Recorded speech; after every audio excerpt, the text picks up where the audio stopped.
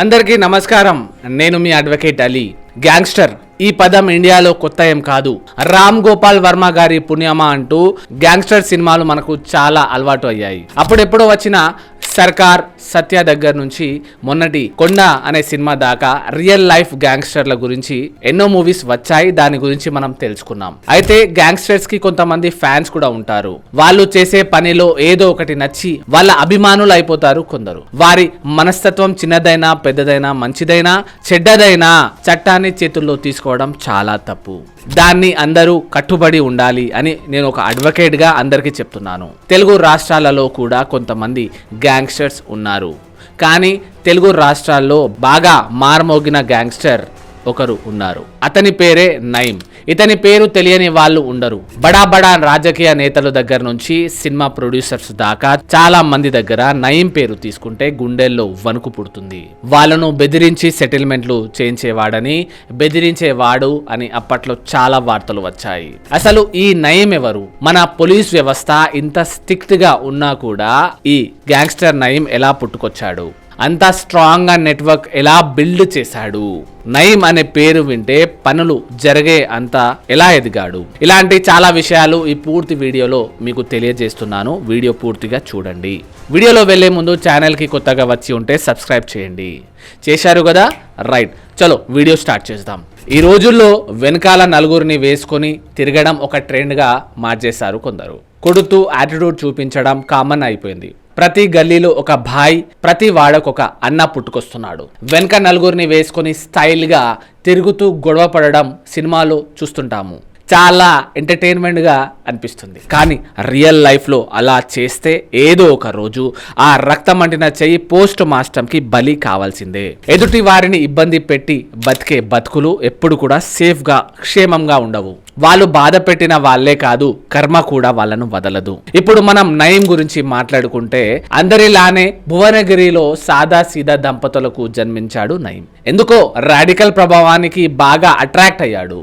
ప్రభుత్వానికి వ్యతిరేకంగా చిన్నప్పటి నుంచే ఎందుకో దురుసుగా ఉండేవాడు. అతని చుట్టుపక్కల జరిగిన కొన్ని సంఘటనల వల్ల ఇలా మారాడేమో. పిల్లల్ని బెదిరిస్తూ చిన్నప్పుడే దౌర్జన్యాలు చేసేవాడు అని మనకు తెలుసు.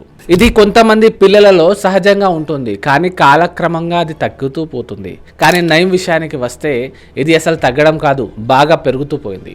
యాదగిరిగుట్ట బ్రహ్మోత్సవాల్లో కానిస్టేబుల్ పై దాడి కేసులో మొదటిసారిగా నిందితుడుగా పోలీస్ రికార్డులో ఎక్కాడు నయీం. జైలుకు వెళ్ళినప్పుడు పీపుల్స్ వార్ పార్టీ పెద్దలతో పరిచయాలు ఏర్పడ్డాయి. ఆ సమయాల్లో నక్సలైట్లలో చేరి ప్రభుత్వానికి వ్యతిరేకంగా చాలా పనులు చేశాడు. అంతేకాదు అతను జనవరి 27, 1993 ఎల్బీ స్టేడియంలో ఐపీఎస్ అధికారి కేఎస్ వ్యాస్ ను హత్య చేసి పీడబ్ల్యూజీ యాక్షన్ టీంలో ఒక సభ్యుడు. Anti Naxals force grey hounds create చేయడం వెనకాల వ్యాస్ గారి ప్రధాన పాత్ర ఉందని కారణంతోనే అతని చంపి అజ్ఞాతంలోకి వెళ్ళిపోయాడు. నయీముద్దీన్ అలియాజ్ నయీం దాని తర్వాత నక్సలైట్లతో విభేదాలు రావడంతో పోలీసుల దగ్గర లొంగిపోయాడు. నయీం పోలీసుల దగ్గర కోవర్డ్ గా మారి జనజీవన స్రవంతిలో చేరిపోయాడు. దాని తర్వాత ఇతని సహాయంతో ఎంతో మంది నక్సలైట్లను చంపారు పోలీసులు. చాలా ఎన్కౌంటర్లు నయీం ఇచ్చిన ఇన్ఫర్మేషన్ మూలంగానే జరిగాయి. తర్వాత క్రాంతి సేన, కొండ నాగులు, బ్లాక్ టైగర్స్, కింగ్ కోబ్రాస్ లాంటి గ్యాంగ్స్ ని తయారు చేశాడు. నయీం దౌర్జన్యాలు చేయడం మొదలుపెట్టాడు. అంతేకాదు సాంబశివుడిని చంపి పోలీసులకు దగ్గరయ్యాడు. ఈ క్రమంలోనే అతను చాలా శాడిస్ట్ గా తయారయ్యాడు. పోలీసులు కూడా నయీంకి భయపడడం మొదలుపెట్టారు. అక్రమ ఆయుధాల కేసులలో నయీం పాత్ర ఉన్నప్పటికీ పోలీసులు పట్టించుకోలేదు అని వార్తలు వచ్చాయి. కానీ తర్వాత సిబిఐ ఛార్జ్షీట్ లో నయీం పాత్ర ఉందని వెలుగులోకి వచ్చింది. మాజీ నక్సలైట్లను చంపడం, భూదందా చేయడం లాంటి పనులు చేసేవాడు. నయీం కోసం కొంతమంది అనుచరులు ఆ నేరం నేనే చేశానని లొంగిపోయేవారు. నయీం ఎంత కిరాతకంగా ఉండేవాడంటే సొంత వారైనా సరే అనుమానం వస్తే ముక్కలు ముక్కలుగా నరికి చంపేవాడు. పోలీసుల ముందే ఎదిగి వారికే కంట్లో పులుపు లేకుండా తయారయ్యాడు. తర్వాత ముంబైలో దావూద్ ఇబ్రహీం లాగా హైదరాబాద్ ప్రాంతంలో నయీంగా ఉండాలని కలలు కన్నాడు. కాలక్రమంగా ప్రజా ప్రతినిధుల్ని, వ్యాపారుల్ని, కాంట్రాక్టుల్ని బెదిరించి డబ్బులు వసూలు చేసేవాడు. తను ఎంత జాగ్రత్త పడతాడంటే తన గన్మెన్స్ లను మకాం కూడా తరచు మార్చేసేవాడు. మహిళలతో రక్షణ వ్యవస్థ సృష్టించుకున్నాడు. అక్కడ ఉన్న ఆడ పని మనుషులు, వంట మనుషులు అనుకుంటే పొరపాటే. ఎందుకంటే వాళ్ళను కూడా ట్రైనింగ్ ఇచ్చి షార్ప్ షూటర్స్గా తయారు చేశాడు నయీం. హైదరాబాద్తో పాటు ఛత్తీస్గఢ్, అస్సాం లాంటి రాష్ట్రాలకు కూడా నేర సామ్రాజ్యాన్ని విస్తరించాడు. కేవలం యాదాద్రి ప్రాంతంలోనే 1800 ఎకరాలు కబ్జా చేశాడంటే మీరు అర్థం చేసుకోవాలి ఇతను ఎంతలా ఎదిగిపోయాడో. చాలా మంది పోలీసులు కూడా నయీంకి సాయం చేశారు అని తెలుస్తుంది. తర్వాత టెర్రరిస్ట్ ముఠాలతో కూడా సంబంధాలు పెట్టుకొని తన నేర చరిత్రను చాలా గట్టిగా రాసుకున్నాడు. అప్పటి భువనగిరి ఎమ్మెల్యే శేఖర్ రెడ్డికి ఫోన్ చేసి నా కార్యకలాపాలకి ఎదురు రావద్దు అని చెప్పాడు. ఒక అధికార పార్టీ ఎమ్మెల్యేకే ఫోన్ చేసి బెదిరించాడు అంటే అతను ఏ లెవెల్లో నెట్వర్క్ స్థాపించాడో అర్థం చేసుకోవచ్చు. జనాలలో తనకి ఎవరు గుర్తుపట్టవద్దని విగ్గులు, మారువేషాలతో తిరిగేవాడు.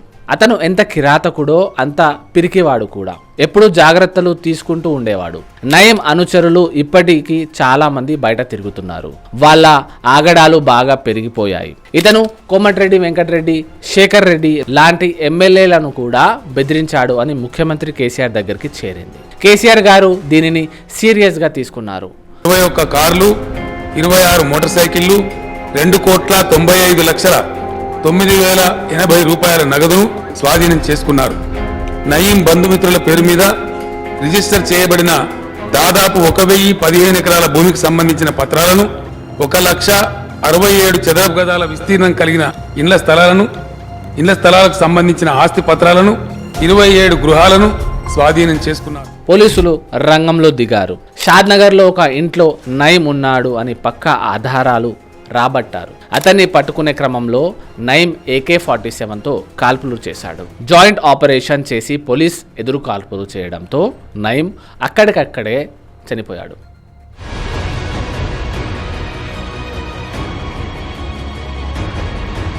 ఇది ఆ టైంలో ఒక హాట్ న్యూస్ అండి. చాలా న్యూస్ ఛానల్స్లో స్పెషల్ స్టోరీగా వేశారు. ఆయన భార్య, చెల్లికి కూడా నయీం అక్రమాల్లో పాత్ర ఉందని కొంతమంది చెప్తున్నారు.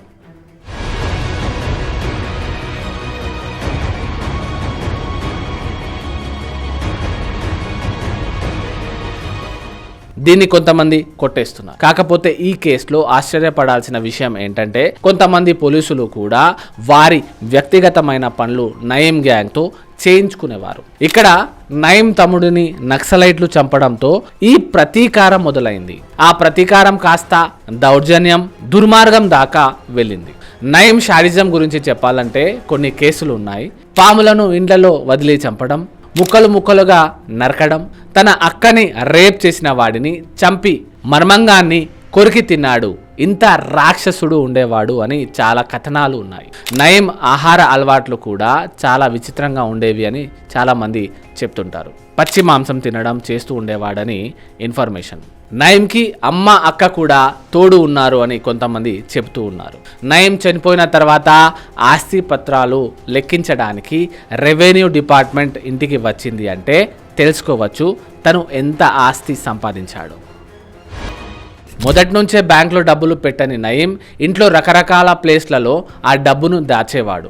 నయీం ఇంట్లో జరిగిన సోదాల్లో దొరికిన డబ్బు లెక్కించడానికి మిషన్ తీసుకువచ్చారు. సుమారు 2,000 కోట్ల దాకా ఆస్తులు ఉన్నాయని అంచనా. ఇంకా బినామీ పేర్ల మీద, నమ్మిన వారు పేర్ల మీద ఇంకా ఆస్తులు ఉన్నాయని చెప్తూ ఉంటారు.